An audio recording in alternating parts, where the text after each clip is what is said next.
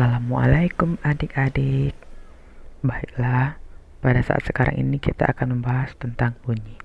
Apakah adik-adik tahu apakah itu bunyi? Kenapa kita bisa mendengar bunyi? Karena bunyi adalah salah satu jenis gelombang dalam fisika, yaitu gelombang longitudinal yang bisa dirasakan oleh indera pendengaran.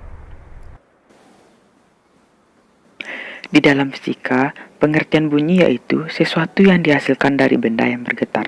Benda yang menghasilkan suatu bunyi tersebut dinamakan dengan sumber bunyi. Karena apa bunyi dapat didengar? Yang pertama, karena terdapat benda yang bergetar atau sumber bunyinya. Yang kedua, terdapat medium untuk merambatnya. Yang ketiga, terdapat penerima yang berada di dalam jangkauan sumber bunyinya. Sifat-sifat bunyi. Yang pertama, bunyi memerlukan medium.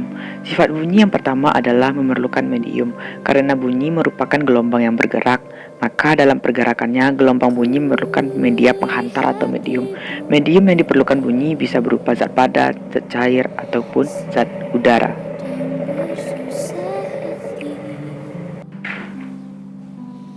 Contoh kegiatan yang menandakan bahwa bunyi dapat merambat dalam zat padat, yaitu adik-adik dapat menggunakan telepon tali. Suara adik-adik akan dapat didengarkan oleh teman adik-adik lainnya jika adik-adik berbicara pada salah satu ujung talinya. Yang kedua yaitu pada zat cair. Apabila adik-adik memukul dua buah batu di dalam air, maka suaranya akan terdengar hingga keluar dari permukaan air tersebut. Sedangkan untuk yang ketiga yaitu pada zat gas. Apabila adik-adik mendengar suara lonceng, maka bunyi tersebut telah merambat melalui media gas. Sifat bunyi yang kedua yaitu dapat dipantulkan. Yang pertama ada gema. Gema adalah pemantulan bunyi yang diterima oleh pendengar beberapa saat setelah bunyi asli dan terjadi jika dinding pemantul saling berjauhan. Bunyi pantul ini memerlukan waktu untuk bolak-balik. Suara gema sebenarnya adalah bunyi pantul yang baru sampai di telinga. Contoh kegiatannya yang adik-adik dapat lakukan yaitu adik-adik berbicara pada tebing yang tinggi, maka suara adik-adik akan dipantulkan. Yang kedua, gaung. Pengertian gaung adalah bunyi pantul yang datang sebelum bunyi asli selesai dikirim. Jadi bunyi pantul tersebut hanya terdengar sebagian bersamaan dengan bunyi aslinya. Contoh gaung yaitu adalah ketika saat adik-adik berada pada ruangan yang sempit. Apabila adik-adik berbicara pada ruangan yang sempit, maka suaranya akan kurang jelas. Orang bilang tanah kita tanah surga. Sifat bunyi berikutnya adalah dapat dibiaskan atau refraksi.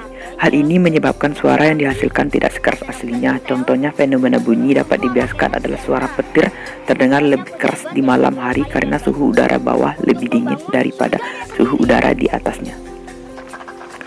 Inilah contoh petirnya, Dek. Yang keempat, bunyi dapat mengalami pelenturan. Bunyi juga memiliki sifat dapat mengalami pelenturan atau difraksi.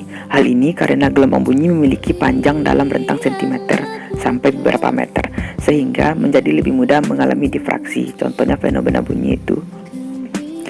Adik-adik akan dapat mendengar suara tanpa melihat dari sumber suara tersebut. 6. Termasuk gelombang longitudinal. Sifat gelombang bunyi selanjutnya adalah termasuk dalam kategori gelombang longitudinal. Adapun yang dimaksud gelombang longitudinal adalah gelombang yang arah rambatannya sejajar atau sama dengan arah getarnya. Jika arah getar bunyi ke kanan, maka gelombang bunyi juga akan merambat ke kanan.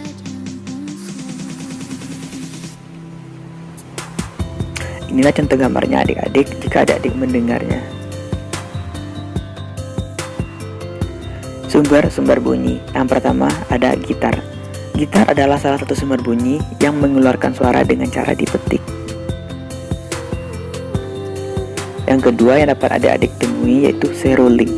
Seruling adalah salah satu sumber bunyi yang bisa mengeluarkan bunyi dengan cara adik-adik tiup.